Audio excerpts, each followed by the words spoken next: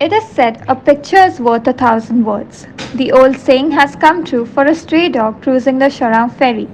Herald's chief photographer captured a picture of a dog sitting on a ferry ramp which caught the attention of a traveler from Mumbai. The dog lover who chose to remain anonymous visited the dog and described her as a canine who loves to be patted. The stray dog has won the hearts of many for her amusing affinity to ride the ferry boat from Chorao to Ribandar. Commuters say the dog gets on the ferry, sits on the ramp for the best view, and goes to and fro several times a day. It's one of those rare photographs which can brighten up a reader's day. When I picked up Herald today and I saw the picture of that stray dog on page 2, Island Hopper, lovely headline. When I saw that photo, it really made my day. I was so fascinated by the story in that caption that I went all the way from Mapsa up to Ribandar. Okay, I'm not very all too familiar with Goa. I'm still finding my way around. But I went up to there, up to that place, and I went there only to take a look at that dog. I love dogs. I love animals, but this was one of those amusing animals.